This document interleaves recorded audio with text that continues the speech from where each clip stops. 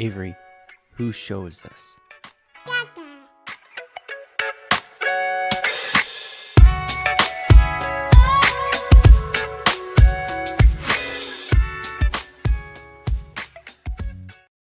And we're live. Welcome, everybody, here to the Lakers Lounge podcast. I'm Anthony Irwin, Senior Lakers Insider for Clutch Points.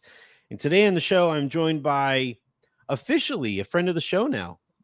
Kirk Henderson is here of Mavs Moneyball. He also hosts Pod Maverick and is now doing stuff with Offside, which is a fun little project as well. So check out all of his stuff there. He's also legitimately one of my oldest friends in this stupid industry. I was laughing, Kirk, because I was inputting your your Twitter into the tweet that goes out here from StreamYard, and Sure. it's at Kirk Serious Face, right? And I specifically recall we were there in Vegas at one of the old SB Nation houses. You're sitting across from the table from me. And this was right at the beginning of my career. So I had like a few hundred followers. You were one of like the major accounts who like were finally into the quadruple digits. Right? And so right. I was like, wait, you're Kirk Serious Face? And I'll never forget the way that I asked that question. I don't know. I mean, that's the best part about doing radio hits is when the guys in the radio have to read my handle, and a couple people are like, "Why haven't you changed it?" I'm like, I just don't want to. Like, I could, I just don't want to. It's also apt. Like it's a pretty solid summary of kind of the way that you cover the Mavs. I think the reason that you and I have been like the reason we've been friends for as long as we have is because we covered the teams that we do the way that we do. Yeah. Right. Yeah. All right. So today on the show, I've been thinking about this a lot, and well, two things I've been thinking about a lot. One, the Mavs won the lottery, and the immediate victory lap that Nico Harrison and some people who remain friendly with Nico Harrison went on after the Mavericks won the lottery. I just need your thoughts on that. And then the second thing is Luka has had this body transformation. And one of the more pervasive responses that I've gotten from Mavs fans who now follow me or now see more of my tweets is, well, he always slims down in the offseason. Then he gains a whole bunch of weight over the course of the season. And so I want to see like how different this summer actually feels. We also got to see Luka play a game again after that brief injury scare. He beat the crap out of Great Britain. He might have beaten them bad enough that like he might be like an American citizen now just for beating the Brits. Like that's kind of dope. So the first question is what I'm saying. The first question I think is a little funnier because I mean I'm pretty sure we've talked since Harrison since the Mavericks won the lottery. I don't think we have on a pod. On a pod, I feel like we did one. Like it's just like this one where you call me like 20 minutes before, like, hey, do you want to hang out? But it's worth revisiting because it's objectively funny. Where you know what? It was we were talking about whether or not it's a conspiracy. That's what we were doing. You're right. Yeah. Well, the Mavericks put out this like absolutely hilarious video around draft time, and it's like repeated shots of Nico Harrison. It was one of the funnier things where it's like this motherfucker thinks he's the main character. Yeah. And to his credit, after they won the lottery, he sent around the assistant GM. He's actually a local guy, Matt Riccardi, I think his name is, and he did a lot of the interview stuff. And he comes across as much more human than Harrison does. He's a guy. But Harrison very much started talking about how it's like, well, fortune favors the bold and just all sorts of silly stuff where it's like this guy.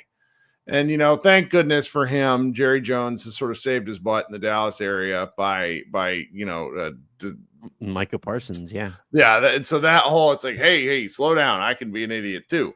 And so like the Nico stuff is just pretty funny. He wasn't anywhere to be seen during the first 3 days of summer league. I know he was there, but he wasn't in like the media scrum down near the tunnel or in the back where a lot of people hang out before the actual games on the floor. I saw him during the week, made eye contact a couple of times. He knew who I was, but I don't have interest. I don't have interest in talking to him. So it's like there's nothing to be gained. Like to me, it's okay if he's just kind of the villain.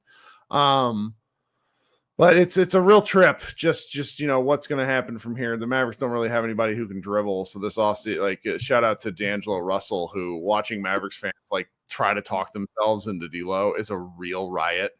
And like as you experience with every fan base, there's always like the super fan of the particular player. Yep. Like D'Angelo Russell stands. I just like. Find yourself a better class of basketball player, folks. He's a guy. It's just we can talk about Russell later. But the Luka question is a fun one. So Luka did that media tour, the Jordan Brand media tour. He got some like sounding like some made up award, like the Luka Doncic Basketball Award for Excellence in Slovenia or whatever.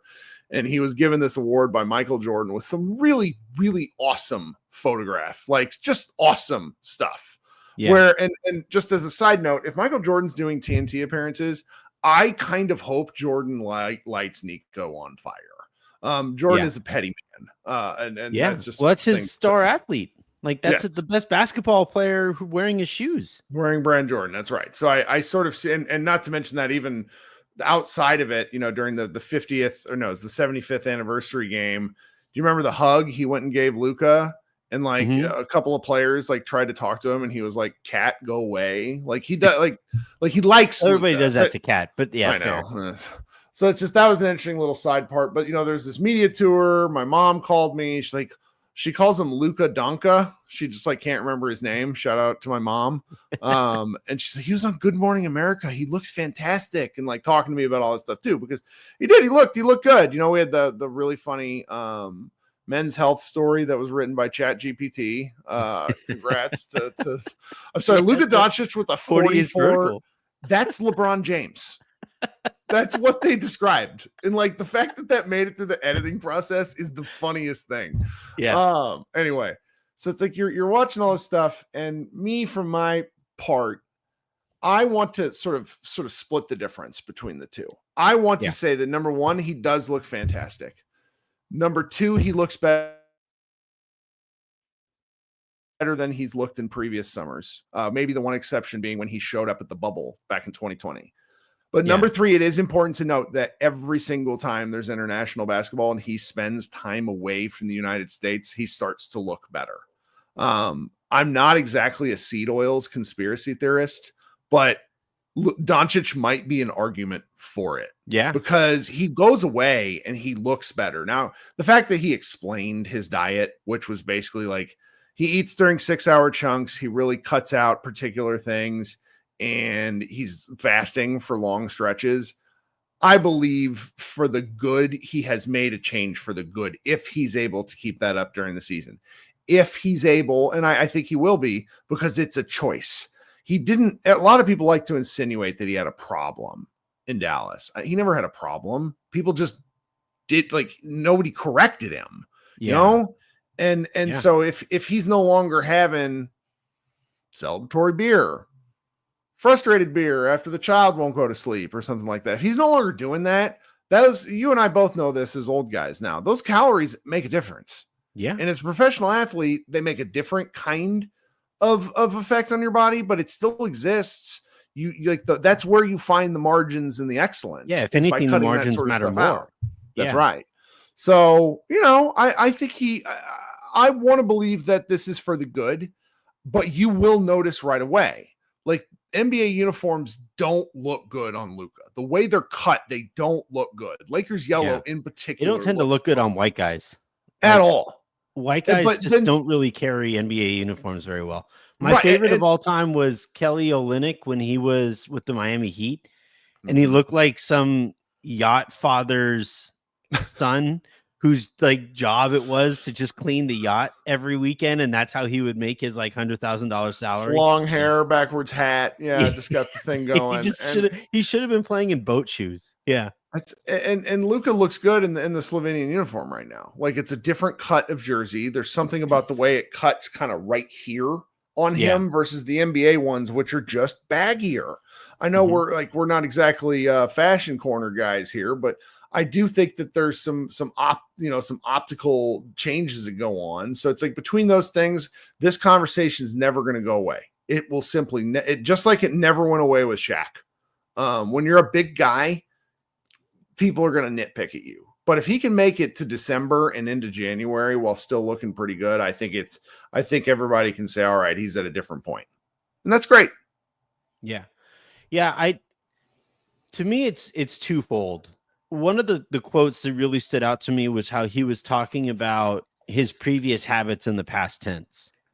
And like, the first things first is you have to acknowledge that, there was, if not a problem, but there were habits that needed to change. Sure. And then, second, and this is a hilarious stat. I was listening to the Hoop Collective today, and it never really struck me watching him last year, but he doesn't have a dunk as a Laker. And apparently he's dunking a bunch here with Slovenia. And I think there's an outside chance that he might get his first dunk as a Laker next season, especially early on. Oh yeah. I mean, he's capable of it. That was his dunks dramatically went down, but I think there is some intentionality to it. Yeah. I really, really do. It's kind of like the example that I think Bontemps used was Donovan Mitchell, right? Not dunking for like the first half of the season last year, and everybody was kind of freaking out about it. Is he, slowing down athletically? But he looked fine over the course of the season, really good in the playoffs. I think Doncic, this is the thing about dunking. It's why you don't see as many like highlight reel dunks from superstars on fast breaks. That's just extra wear and tear. Like a layup counts as much as a dunk. And he's a kind of a 2-footed leaper on dunks too. Yeah. And you remember Russell Westbrook, like peak Russell Westbrook would look like an absolute superhero jumping off of 2. Yeah. And then there's LeBron, who's a big one-legged guy, and it's a different kind of deal, and he doesn't really need to do it. And then, I've thought about this for a long time. So it's like the rim rate, the pressure, the rim rate, like numbers for Luka have gone down every season.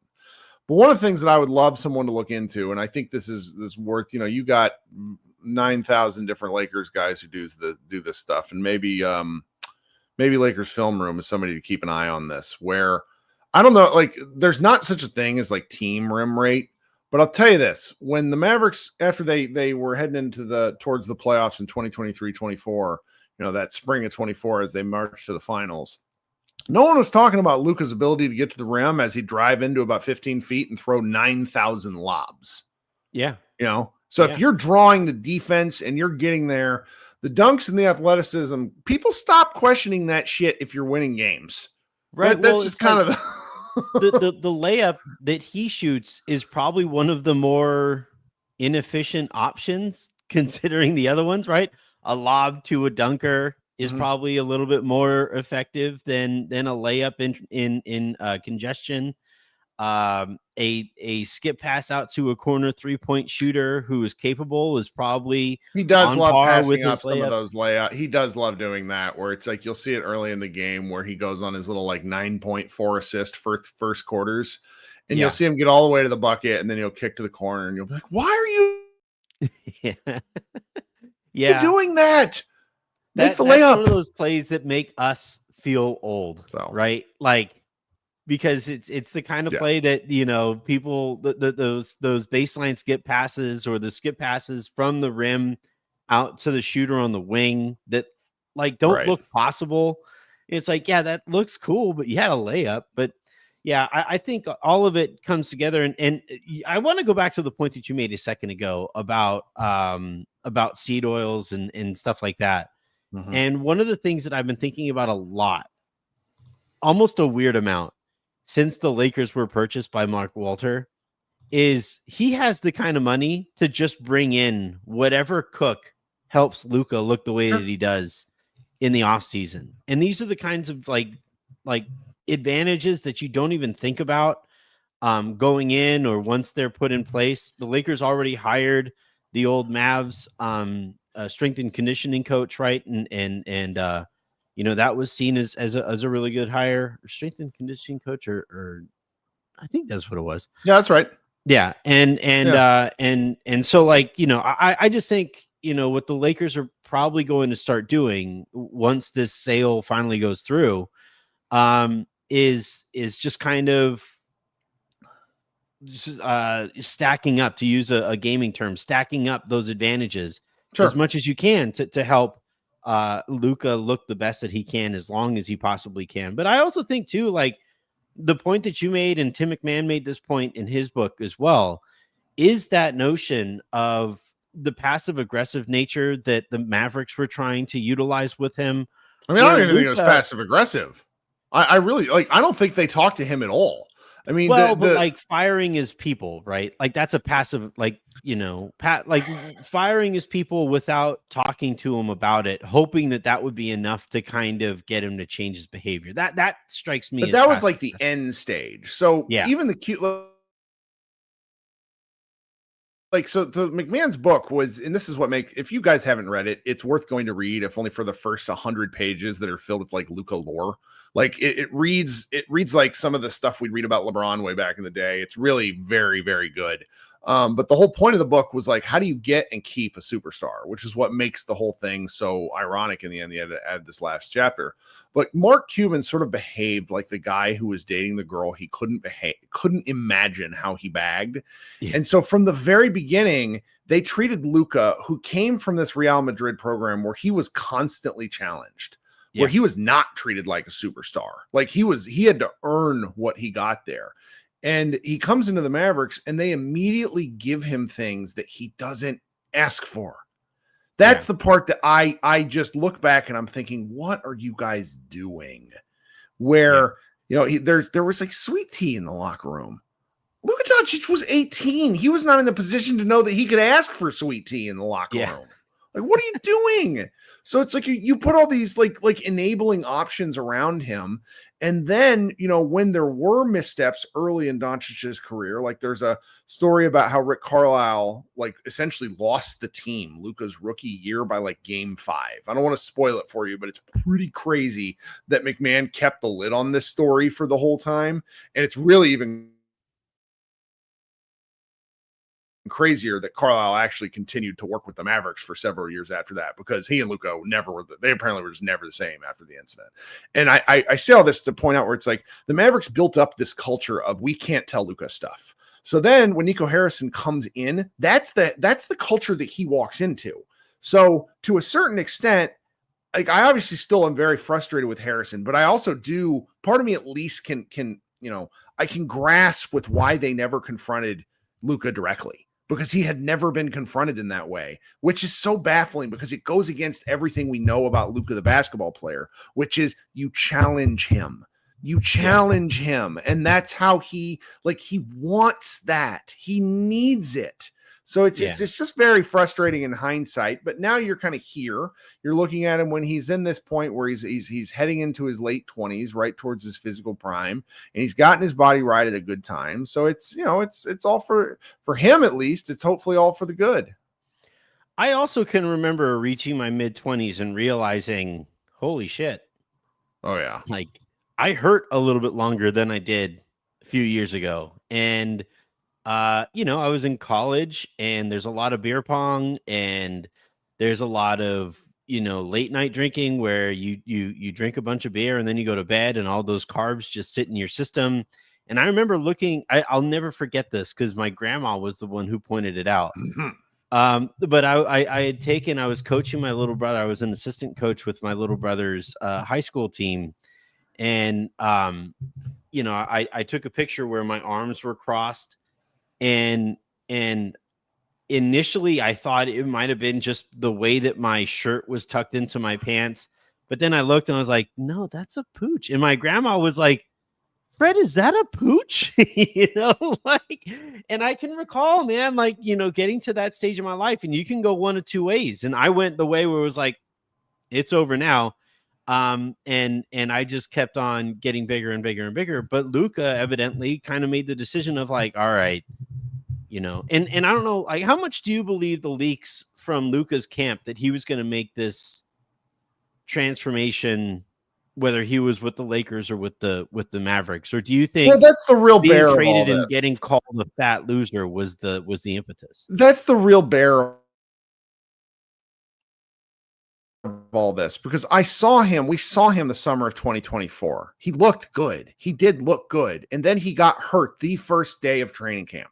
And so that's obviously terrible. And he was not right. And what we know after the fact there is that, did he respond to that, to getting hurt very well? No, I think that's fair to say. But I think it is fair to assess that a transformation was coming, but it's also, it's just, I just keep going back to the same point where, why were the Mavericks unwilling to work with him? Yeah. I mean, we also know that Nico Harrison wanted to trade Luka, but knew he couldn't after they made the finals. Like, this was a decision he had made a long time ago. True. And it's Jared Dubin, another NBA writer, he likes to use a phrase called solution in search of a problem. Yeah. And I think about that a lot in terms of Harrison, who he has an idea of how a basketball team is supposed to be built. Quite candidly, that how he thinks the basketball team is supposed to be built is the 2020 Lakers. Like, that is what he is attempting to build in Dallas. The problem is he's lacking a particular player that mattered on that team. His name's LeBron James.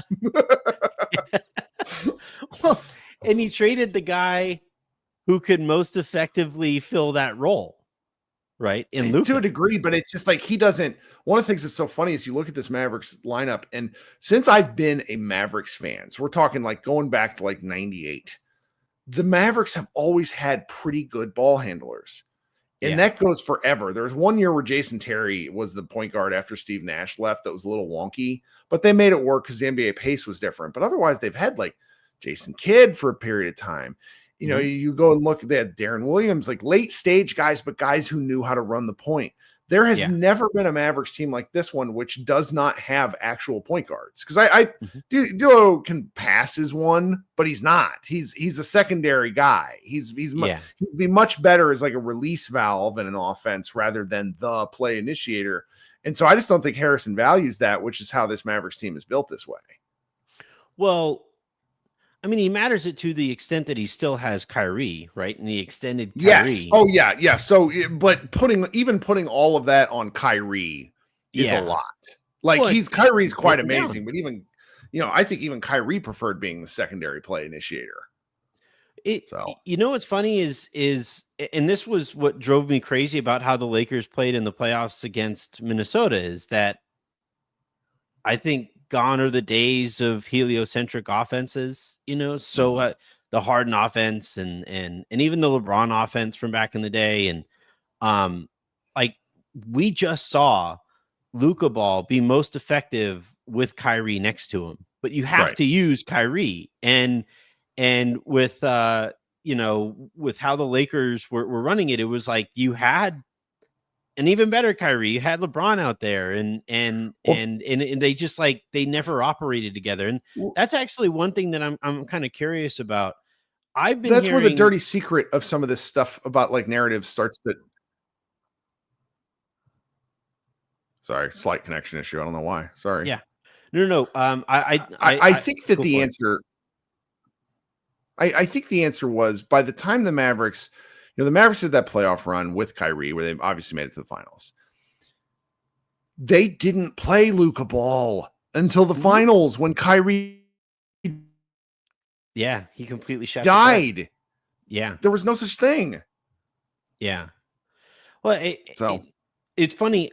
So all summer I've been hearing, because one thing I've gone back and I don't really do this very often, but because I've picked up this criticism that I'm not the biggest Luka guy. I really truly am. I love watching the dude play. But the thing is, I don't love Luka ball in the way that the Lakers played it against Minnesota. And I'm not blaming Luka specifically for it. I think JJ Redick was as much to blame for that entire fiasco as anybody, maybe more to blame, because at some point your head coach needs to be like, hey, LeBron's over there. Let's get him involved too. And And so one of the things that I heard really early on in the summer was that Luka and LeBron were talking, and they've been talking about strategy and how they can play together and how they can compound each other's strengths and how they can work with each other more often than they did in that playoff series and more often than they did in last year's regular season. And my question to you, Kirk, is like, you saw this with Kyrie. I don't think there's any unwillingness from Luka to not want to share the ball or initiating or primary creation responsibilities. I do think he could do a little bit more without the ball when he doesn't have it, in terms of spacing the floor or setting screens and stuff like that. But overall, like, I've never gotten the sense, at least from an outsider's perspective, that Luka disliked working alongside Kyrie. I thought that I always thought that was a pretty natural partnership. It worked well heading into the second year. I think there were a lot of bumps early on. The NBA games are long, and Luka spends, and everybody knows this, he spends a little too much time chit-chatting with refs. And then he gets into these bad habits, and like the team as a whole, hopefully the Lakers team as a whole feels more comfortable like calling him back into focus. Kyrie was actually quite good about that. I think that where Luka is at his best is, and he has to do this. This is part of it. And he did do it quite a bit with the Mavericks. When he doesn't have the ball, he cannot just simply be a floor spacer. Yeah. Luka Doncic, when he played with Real Madrid, was not the point guard. He was a chaotic off-ball force because his gravity exists as he moves around. Sure, he can come up, walk it up the floor, and stick the three in your eye. But realistically, him doing the occasional, off-ball screen, I don't know how often he and LeBron, were screeners for one another, but like that's on its face an unguardable basketball play. They have to get more creative. They need to get him without the ball and not just situations where it's like, okay, well, Luka's going to go stand here. Like the Mavericks had really started to do a fair amount by the time they traded him. I mean, the Mavericks were 18-11 at Christmas when they traded them, and Luka's usage was down to a reasonable level. So there's plenty of there. It just needs to be emphasized where we're not just going to do the high Spain pick and roll where Luka gets his preferred matchup. We're not just going to do that. We're going to do other things for the growth of the offense. Yeah. And, the Lakers have three excellent ball handlers now in LeBron James, Austin Reeves, and Luka Doncic. So there's a whole lot you can do there. And they'll show it. I really think that Redick will get in his bag a little bit more. I mean, the Lakers' problems were beyond Doncic. Doncic takes the brunt of it, but the Wolves were huge in a way that the Lakers were not. Yeah, and it's a different deal. It's a different deal. And, I watched those games, and I feel as if two of them late were within the Lakers' grasp, and they got out of control. And that just happens sometimes. And Luka was never really right last year, the whole year. And there's a real opportunity for him to come out and hopefully just stay in reasonably good health. Like if you can get 67 games out of Luka, it's going to be a pretty good season for the Lakers. Yeah. Yeah, I like his MVP odds. I think he's like third or fourth right now, and I would make that bet. But sure, I want to talk about the Mavs offseason, and because initially there was some like those leak offs, I guess, where somebody says that Nico will never, or the Mavs will never make a trade with the Lakers ever again. Then there's other people who I kind of heard from who said like, if it's a good deal, it's a good deal. Because the thing is, I don't think Nico thinks he did anything wrong. Like, if you believe that the Mavericks will never trade with the Lakers again, that would be based on the assumption that Nico Harrison now knows he fucked up. But I don't think he does. I don't know. Of course he doesn't, because they've built now an extraordinarily expensive team, like very expensive. Daniel Gafford got re-signed to depending on whom you believe, because my favorite Shams Charania works hard, so I'm not going to criticize his work, but saying that he tweeted out that the Mavericks signed Daniel Gafford to a nearly $60 million deal when then Mark Stein comes and says 54 million. Like 54 is not close to 60. Like You don't it's round closer up. to 50. Yeah, And it's like, I get you, Clutch is feeding you this stuff, but can you change some words, run it through Chat GPT, do something to make it not, coming from Rich Paul's desk. And he never clarified, by the way. That's still sitting there. And the way that deal was structured, we honestly in Mavs land thought that meant there was an impending sign and trade coming where they signed him for this deal where they could trade him immediately, like the maximum amount under a certain dollar level. And that didn't happen. And now I'm going to be very curious to see what the final books are, because years and years ago, after DeAndre Jordan spurned the Mavericks, do you remember? And we're talking 10 years ago at this point. Yeah. The Mavericks turned around and gave Wesley Matthews more money because they just didn't have anyone to give it to. That. And so I sort of wonder if that maybe is what happened with Gafford, where his deal is now more money and they can't trade him. Anyway, that was a guy that we were all kind of really wondering if it was heading to Lakerland, because the deal made sense from a basketball point of view. It's like, all right, they've got a guy that they don't like. The Mavericks have somebody, they're overstocked at this position. Luka and Gafford have clearly been talking to each other. There's constant rumors that Gafford is going to actually become a Slovenian citizen at some point to go play with Luka. That's a thing. Yeah. And so it's just the fact that didn't happen is honestly a little surprising to me. I certainly think that something like that could happen in season, though. It makes too much sense not to.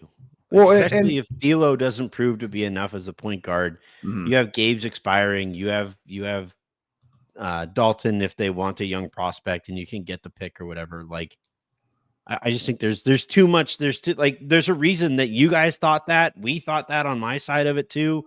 There was plenty of speculation around the league about it too. Like the fact that he got signed to that exact dollar amount. Yeah, I don't think is a coincidence. Well, and then there's the optics side, and while Nico Harrison may not care and may think he did the right thing, I think that there is likely a tighter ownership involved in this. If for anything moving forward, because my kind of understanding was that Patrick Dumont gave his blessing for Nico to operate how he wanted to, and that, sort of like Neil O'Shea back in the Portland time when after Paul Allen had died, O'Shea sort of seemed to be able to do whatever he wanted. Yeah. And I think Harrison was kind of allowed to do whatever he wanted. I really don't think that Dumont ever signed off on the deal, but I also think that was in part of their implicit agreement. He didn't have to. Right. I think anything moving forward, Dumont will probably have to sign off on, because the secondary part of the Luka trade, beyond just Luka for going away, is I think it's categorically accepted across the board that part of why Rob Pelinka did such a good job is not just because he got Luka, it's also because he got Luka for what he got Luka for. Yeah. Where the Lakers could have very easily given up Austin Reeves in the 2031 pick, and I think everyone in Lakerland would have been like, yeah, okay, we get it. We totally get it. And I think that's probably the real reason why that deal wouldn't happen, because it would look like going back to the well for the second half of the deal the Mavericks didn't get. Yeah, I think you're absolutely right. The thing I've always kind of wondered is if the Mavericks ever pushed for Reeves, and if the Lakers would have included Reeves, would that have gotten them Gafford too? That's always kind of the what if moment there. But because you got to make salaries work somehow. Right. And it did add up. So you talk about Nico needing sign off on deals now. As a result, I just think that deal. I sort of think that specific deal. It makes sense. The follow up I have actually is because I think Mark Cuban had some throwaway line of there were things that. There were ideas that Nico had that I would say no to. I want to know what those deals were. If Nico was waiting to no longer have to run things by Mark Cuban, he must have had some wild ass ideas before he finally got to the point of, all right, fuck it, let's trade Luka.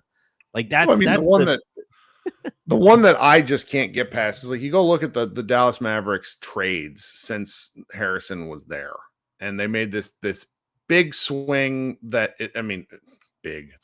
He cleared out 4 contracts for the price of a Christian Wood and a first rounder. It was a lot of movement for like not a lot of effect, but it was a pretty big deal to get their books. They sent Boban away. Then they did the Kyrie trade, which was a huge move. Like that's an all-in swing. Yeah. Then the next trade they tried to make that fell through was actually he tried to send 2 firsts to Washington for Kyle Kuzma. For Kuz, yeah. And Kuzma said no, which will just go like if that trade had gone through, that would have ruined the Mavericks because Kuzma's a husk. And the fact that they sort of fell into PJ Washington and Daniel Gafford as a result is, a little bit of why I can understand how if Nico thinks he's touched by divine providence, some of the deals that he's got to go through, I can see why. Yeah, it's like didn't go through beyond his control. Yeah, right. The road not taken, very big one. I mean, the Porzingis trade, that was a bad trade for the Mavericks, but at the time, Porzingis was so broken that you understand how it happened. So he's just a very all-in kind of guy, which is what I find so worrisome because the Mavericks are right up against the second apron. They have 2 draft picks they can move, and they have a first round, a number 1 overall draft pick who the way the salary cap structure goes in 8 years, if they want to sign him to a super max, let's say he hits the qualifications, which I think Cooper Flag certainly could, they'd be paying him like $1 gazillion. Like it's such a big contract. And like very clearly Harrison, I think doesn't believe you can build a team with a true super max guy. Like, I think he believes that. And there's some credence to it. Look, Luka's next deal after this one, right? He signed a 3-year deal specifically get to his 10-year mark and then he can renegotiate at that point, get a new contract. Then I think he can sign like a 5-year, $414 million contract at that point. Right. $80 million to one player. And I know that it's still like a percentage of the cap and all that stuff, but yeah, at that point, I do think we're going to start having very your team building is so hampered. Like that's where you have to be. And this is what the Nuggets ran into. And our buddy Adam Mares talks about this to a degree. You have to hit on those draft picks. Like the draft picks matter more because they're the only cost controlled asset that you have. Yep. And if you don't, not only that, but like you have to like Kirk just dropped out, so no worries. But what Kirk was kind of getting to there is that like not only do you have to have one, it starts with having the right superstar on that supermax contract. If you don't have the right superstar at that contract, let's see, Kirk, are you good? All right, I unplugged my own mic while ranting. Happens to the best of us.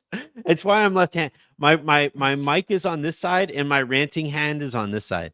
You just gotta like the Thunder threaded this needle so very perfectly, and I think it's going to get lost in the sauce over time. Where you have to play your cards perfectly. You cannot make a mistake. So like if the Lakers aren't able to build a championship contender, we're going to know why. Like we know why right now. Because you just can't realistically build through free agency anymore. You can maybe through trades by like acquiring guys, but free agency, nobody good makes it to free agency. It's almost like NFL free agency in that regard. Yeah, no, absolutely. What I was going to say too is that like it makes it that much more important that like the only guys who should be getting supermax contracts, I think, are like top 5 players in the league. So like the Jaylen Brown contracts, there are some other examples there of like guys who are on their supermaxes who like just Joel Embiid, like Joel Embiid is another guy who like at one point might have been in that conversation, but now with his knee concerns and stuff like that, that's going to be a brutal contract. It's why it's legitimately shocking that the NBA owners, while trying and your audience knows this, the second apron was built as a Steve Ballmer deterrent, specifically Steve Ballmer. They're so scared of him, and probably frankly the guy in the head guy in Memphis too, like that super rich dude. where but in doing so, the fact that the owners didn't build in an amnesty clause for one player to like a get out of jail free card, like that was so important in the previous, like the some of the CBAs in the 2000s that we saw, where it's just like those get out of jail free cards where you don't have to tear your team down because you made one mistake. I'm very surprised that's not a part of this. And I wonder if there's ever a renegotiation, if that maybe is something that the owners have to consider, because you don't want, I know Adam Silver is happy with parity, but I also don't like the fact that if you're on like a 7-year team building cycle, you get lucky and you get the generational superstar, the Victor Wembanyama, that then you have to turn around and nail every move for 6 straight years in order to actually be a top 3 seed in your conference. Like there just needs to be some margin for error. Otherwise it like parity is not going to be fun. We're just going to be looking back at these teams and be like, oh, well, this is the team, that basically didn't get injuries. That's gonna, I don't know. I mean, it is really gonna be like the team that gets the right matchups in the playoffs, and it's the team that stays healthy the longest. That's the champion every year. And it's basically what the NFL is, right? Like you have a bunch of 1-game sample sizes that you hopefully match up well in, and you're healthy enough to get to the Super Bowl and win the thing when you get to the Super Bowl. Last thing before we get you out of here, is this Mavs team. You've kind of alluded to it a little bit. I'm right now putting together like the teams. Every offseason I do like the contender series where I talk to people covering the various teams that I consider a contender. Can you make the case for the Mavericks as a contender? Ooh, fun. Very fun. So my co-host and I did a schedule, kind of just a podcast based on the schedule. We really focused on the first quarter of games, primarily because the first quarter of games has been historically indicative as to whether or not you make the NBA playoffs. How you do in the first 20 games is very, very predictive. The Mavericks have a butter soft first 20 games. And I have set a ceiling floor for them at about 38. But I also set like a season floor of about 38 wins. But then I put like a season ceiling of like 45 wins because the schedule gets brutal. I don't think Anthony Davis will, you guys were part of this. I mean, his first 20 games last year were God tier stuff. I mean, I went and looked and did kind of the aggregate of the numbers. He was at like 31-16 for like 20 straight games. He's legitimately, when he looks right, Kirk, he's one of the best basketball players I have ever seen. And then I watched this thread. Then I just looking through, and it was before they shut him down for a period of time. Then he had like 8 games where he's scoring like 9 points, and he always rebounds well. Got to give him credit there. But I think what ends up happening to the Mavericks is they start off well and then slowly die. Either due to injuries, because I think they may be one of the oldest teams in the league, despite having Derek Lively and Max Christie and Cooper Flagg. I just think the injuries maybe catch up with them just due to basketball. So I can't really make a case for them being a contender other than, I'm also, and this is worth noting, I don't think Kyrie plays at all next year. He historically doesn't come back quickly from injuries. I don't really want him to rush back. It's not fun for me covering the team needing Kyrie to be good. Do you know what I mean? Like that expectation is not fair. So I can't really make an argument for them being an actual contender, and that's being a top 3 team in the West. I just don't see it.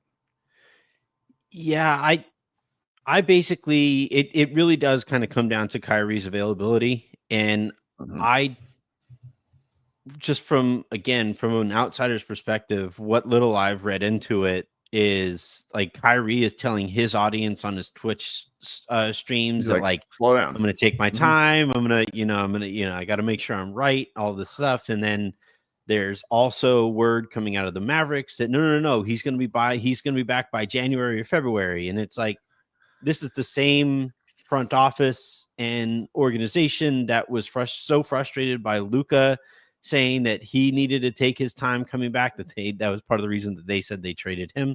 So it's like, I don't know. And by the way, that was with a strained calf, and we know what the next stage of a strained calf injury can That's right. possibly what that injury can portend. And I would like to consider them a contender. I think there's a lot to like there, but it's kind of like my problem with some Italian food, where it's a lot of the same textures and tastes. And like, I would like a little bit of crunch with some of my meals, right? It's what separates Mexican food from Italian food for me, is that like Mexican food, you can always involve a chip.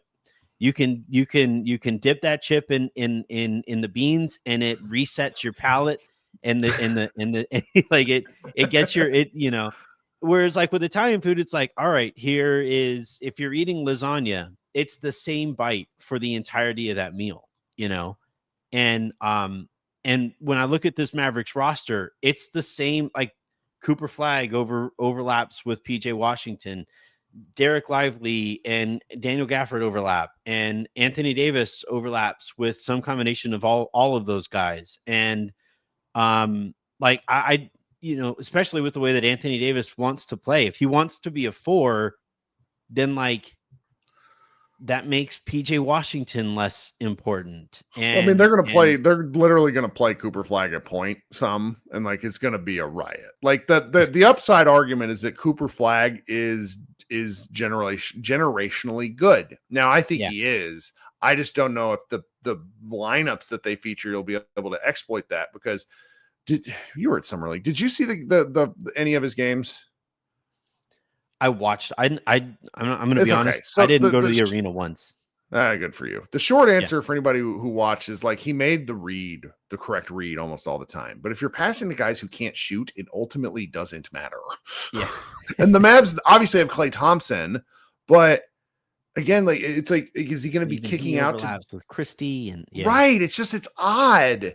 So like, Kid has some real lineup challenges on his hands. So it's maybe they figure something out, and maybe I'm wrong. I mean, this is the thing I always tell my audience. It's like, guys, I want them to be good because it helps my business.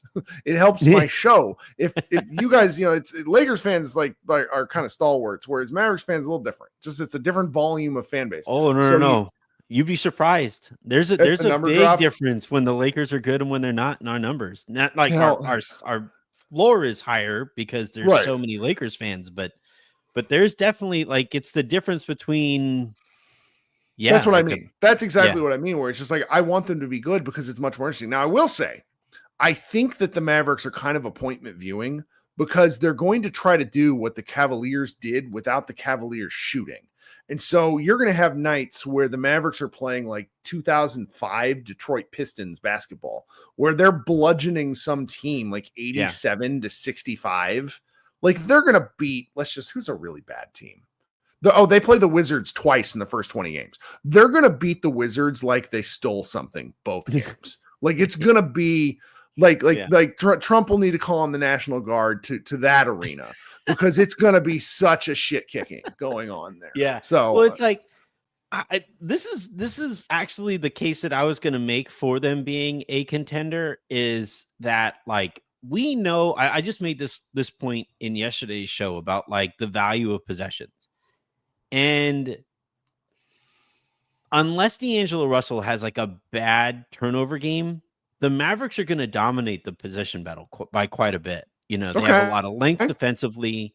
They can deflect passes. Good luck getting offensive rebounds against that front court. Good luck getting into the paint and shooting comfortably when you get there. Like, there is a lot. Like, it's why not trading Gafford didn't make any sense to me, or not trading Washington didn't make any sense to me, because it's like, offload one or two of those guys, balance out your roster, and boom, you're a contender. Because I there's a lot to like there, especially if Cooper Flag is good right away. Well, and Max Christie comes back from the dead. Like, we didn't talk about him at all, and I know Lakers fans probably really wonder how he's doing. He played his first 15 games. He scored 15 points or more in a row. Like, and then you see it. He played more minutes last year than I think he must have played in like the last 3 seasons of basketball combined, because he just died. Yeah. And he was a big part of the Mavericks collapse. And if he's like moderately functional, I worry about his handle. But he's he's an interesting, good basketball player. Yeah. No, I mean, I interrupted your thought. I sent out one of the dumber tweets that I sent last year when and it's obvious saying something, but I was like, man, I wonder if there was a way to keep Christie in the Luka trade. It would have been like but, Cooper. It would have been him instead of him or Reeves, kind of one of those deals. But it's a right. I can see the path, and I'm looking forward to watching them because they're just going to be so stinking weird, very, very, very weird. There's and also no reason for them to not go for it this year. So this is the last time they control their draft pick for a long time. Well, I feel like that's how we talk about every team.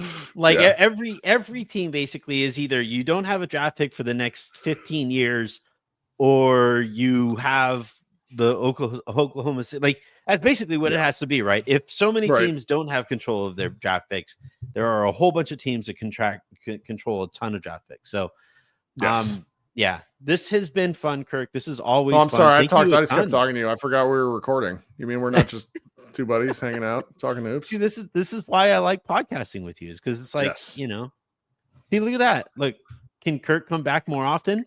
It just depends on the nights where I send him a text and it's like, hey man, do you want to hop on a pod? That's right.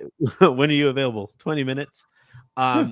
But shouts to you, Kirk, for hopping on that short notice. You could follow Kirk's work. If you want more Kirk, he's a fellow Odyssey colleague. He is a former SB Nation colleague of mine. You can follow his written work at Mavs Moneyball. You could follow his podcast, which I occasionally go on as well over there at Pod Maverick. So you can find that there. And then if you like more short form stuff, like I said at the top, Offside, where he is working with Jason Concepcion at Network. If you guys remember that guy, he doesn't post on Twitter basically anymore, but but still, all of that good stuff. Kirk, is anything else you want to plug before we get you out of here? No, I don't really think so. I'm sure Harrison's been on the show. Has Harrison been on in the last couple of weeks? We go every other week. So he was on last week. We changed over our content management system over at SB Nation, and Harrison's been like drowning in 6 inches of bathwater, having to help with all this stuff. I'm like, you went to school to be a journalist, and you're helping people with IT issues. You poor guy. I don't want to throw him under the bus or anything like that, but I've certainly gotten my share of texts of like, how can people hate WordPress this much? No, we just hate change. That's, it's like when Twitter went, it's like anytime any piece of technology changes, it's like, boo, like StreamYard or the platform we're on now, they roll out an update and I look at it, I'm like, don't want that. Anyway. As always, though, this has been a lot of fun. Thank you, everybody, for tuning in. A reminder, hit that like button if you guys are already subscribed. If you're not, change that. And then if you listen to this in the morning via podcast, please hit that subscribe button wherever you get your podcasts, especially on Odyssey, because we are company men. So until the next time you guys hear from us, I'm Anthony Irwin. That was Kirk Henderson. This has been the Lakers Lounge. Have a great rest of your day. Make somebody else's, and I will talk to you tomorrow.